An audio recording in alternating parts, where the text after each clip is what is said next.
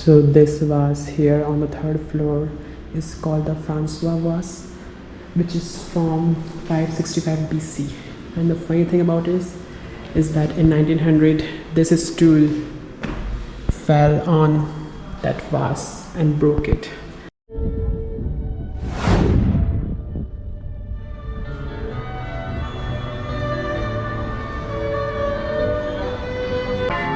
Buongiorno guys, welcome back to my channel Traveling with Sumit. How are you all? And today is the day 5 in Italy, in Florence, and we have started our day now. It's around 9 a.m. in the morning.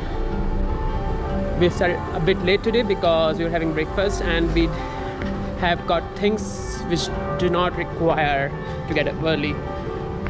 So right now we are going to this church called Santissima Annunziata. I'm not sure if I'm pronouncing it right, but you will see the name in caption, so you'll be able to read it. And it is quite famous for its artwork on its roof, and that is what we are gonna see. And since it is a church, we decided to put on trousers instead of shorts because we just don't wanna turn away from the church because of wearing shorts, and we don't want to waste our time. So let's go.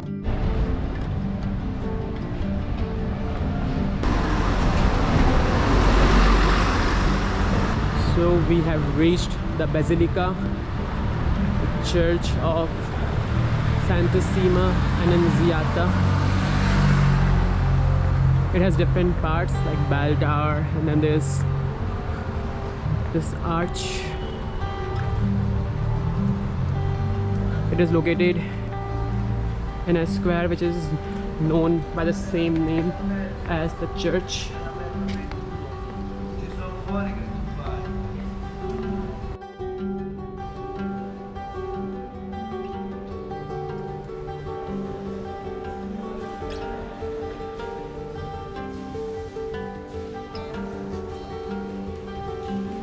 So right now we are in the outer court of the church. It was built in 15th century and it houses some amazing paintings on the wall, as you can see. And about the church was completed in 19th century. However, its history dates back to year 1000, and there has been some sort of activities, building, destruction, everything. So it's pretty old in a way, but still few centuries old. Young and old, both at the same time. It's pretty amazing. So in the outer court you will find this board where it will tell you the description of all these art on the wall. So for example, that particular painting here tells it depicts the birth of Virgin Mary, and it was painted in 1514.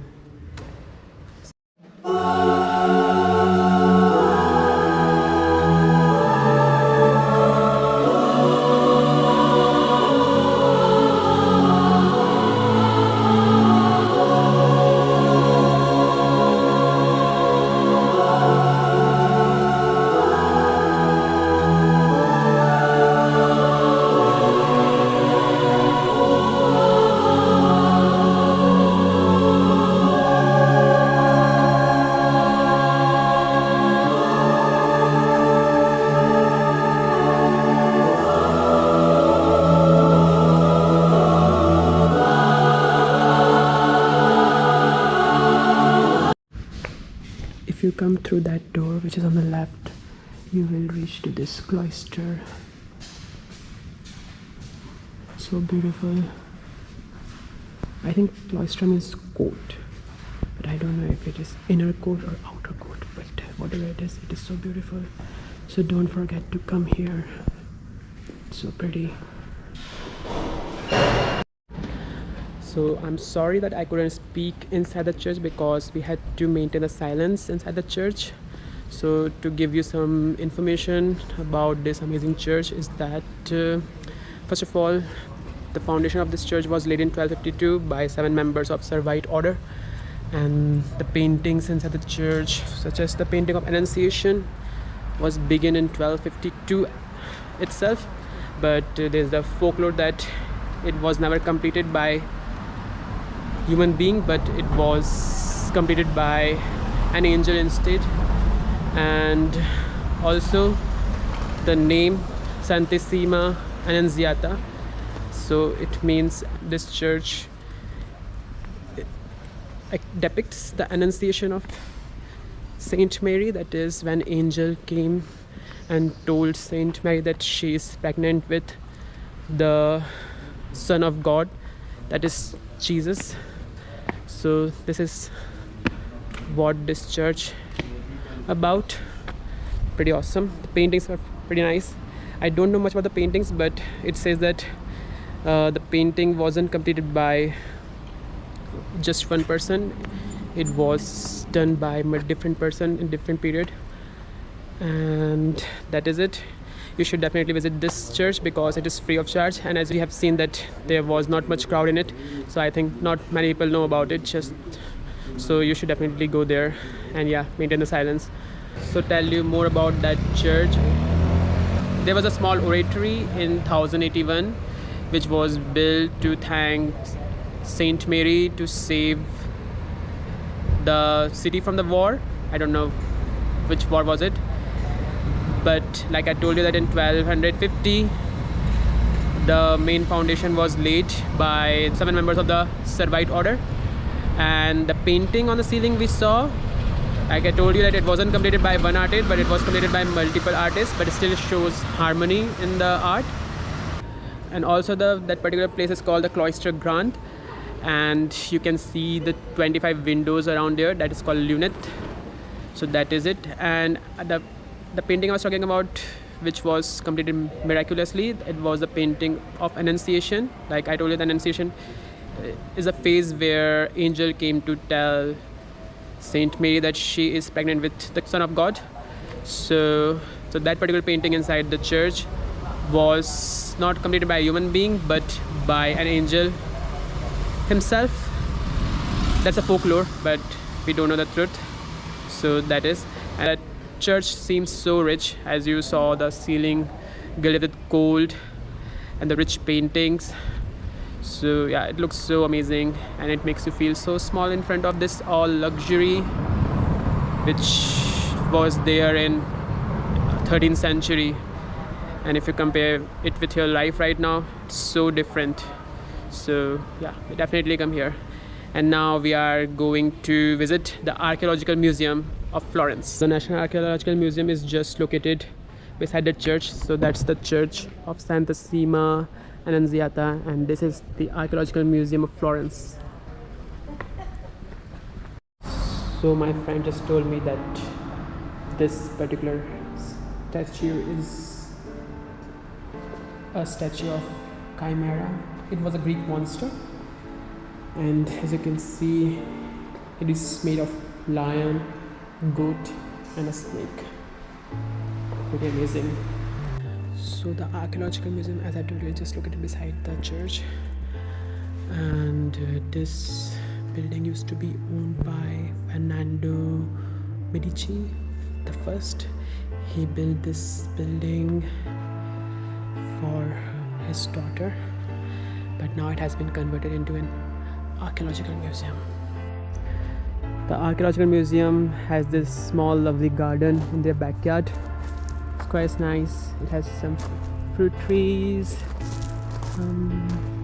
plants. I don't know what are these plants, but I saw the pomegranate tree which I could recognize, but I don't know the other species.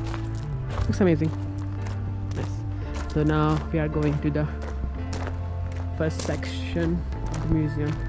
Before it, we were in section 0.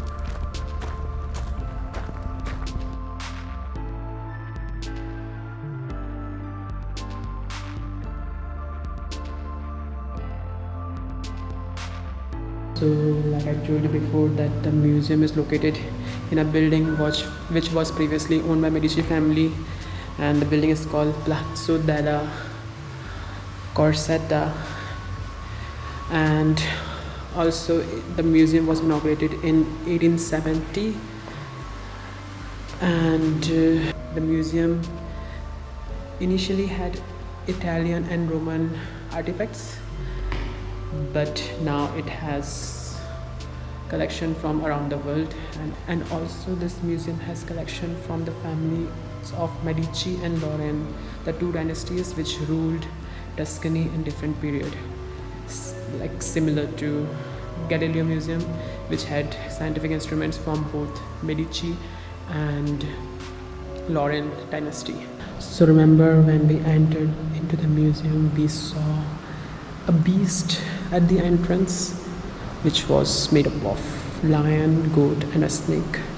That was just a replica of this original chimera.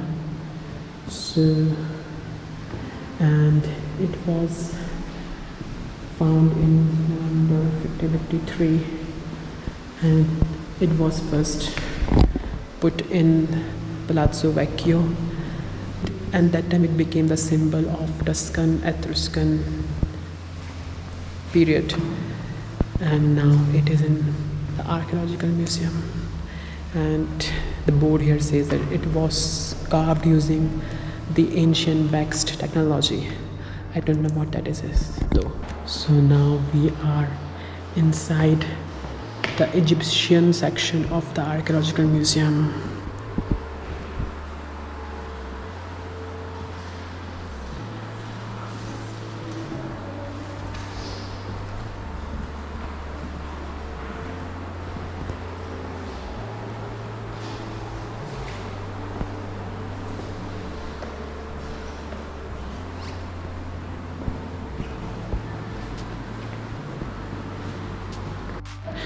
So right now I am in this room which consists of artifacts from Hellenistic period, which was from 4th century to 1st century BC. And this room consists of artifacts which were used for funerary rites, and during that period there were two funerary rites, that is inhumation and cremation.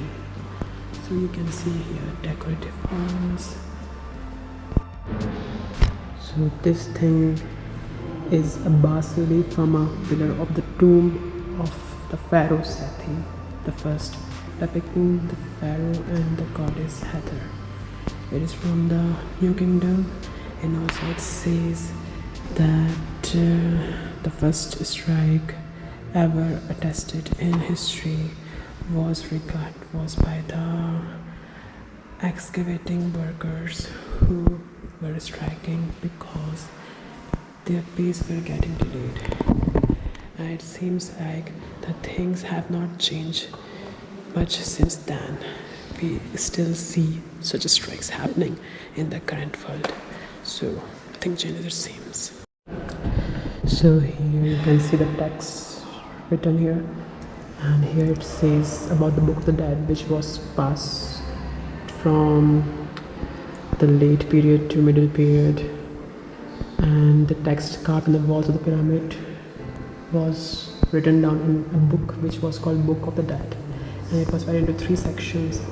And the funny part about this book is the 3rd section, which talks about the after death scene, where after death you are taken into underworld, where the god Anubis weighs your heart against the feather.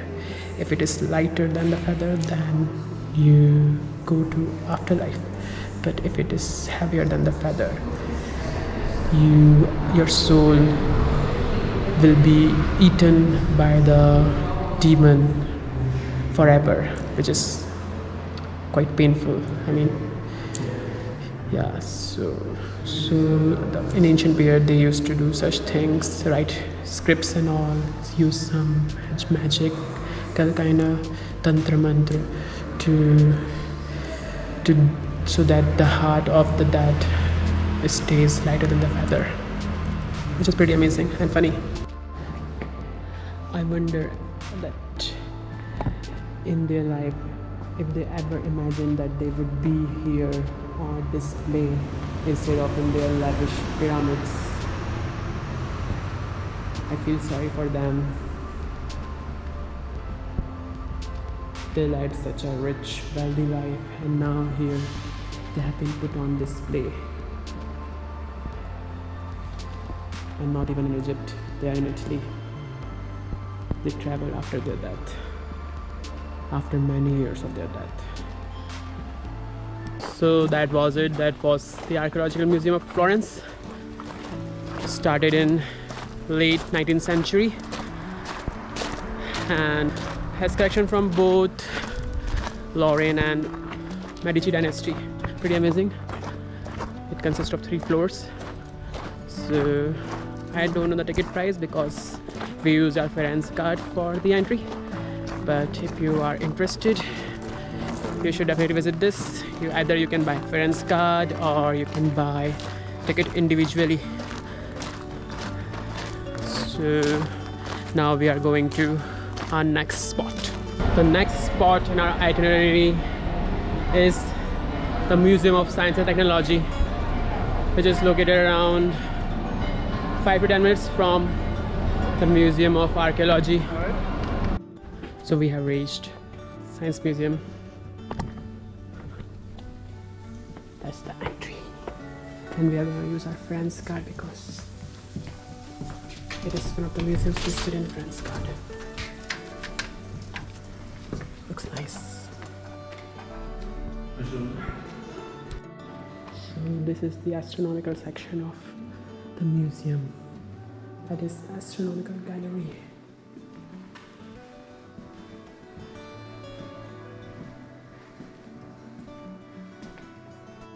So the Museum of Science and Technology is quite new.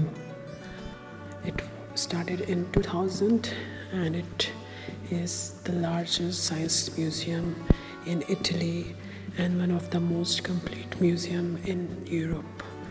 And also it has a planetary section, but it is closed right now.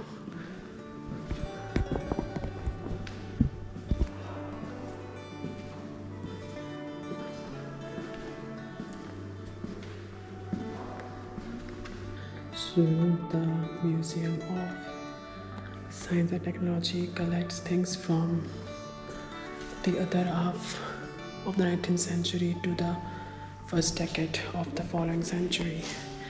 And right now we are on the first floor, which is the science section of the museum.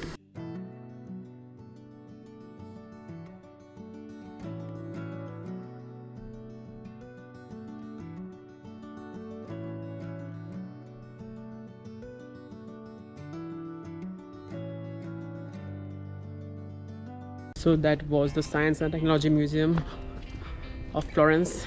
It was relatively small if you compare it with the Galileo Museum, but it was interesting. And also it was part of a forensic card, so we did not have to pay anything extra. And the staff was quite polite. And it did not take more than 40 minutes to visit the whole museum. So if you would like to visit the museum, and if you are holding forensic card, then do pay a visit. You will find it interesting. And now we are gonna have a lunch, so we have to decide on the place first. So we are gonna do some research.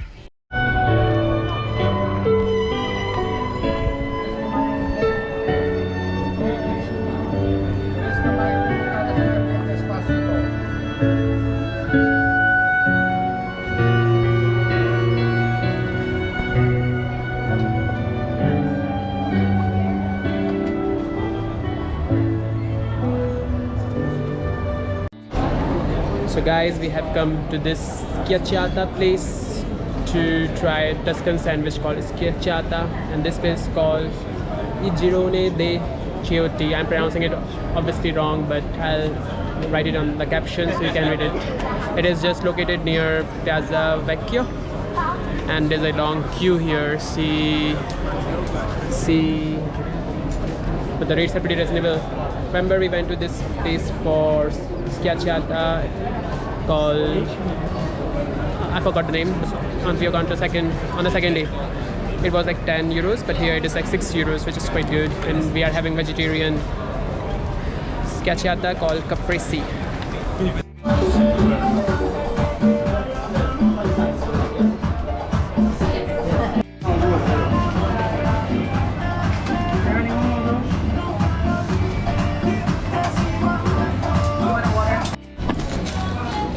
So we have got our Schiacciata, and it's pretty good, pretty warm, good. And they have sitting upstairs, so you can sit as well here, but it's pretty hot here. The air conditioning is not working here.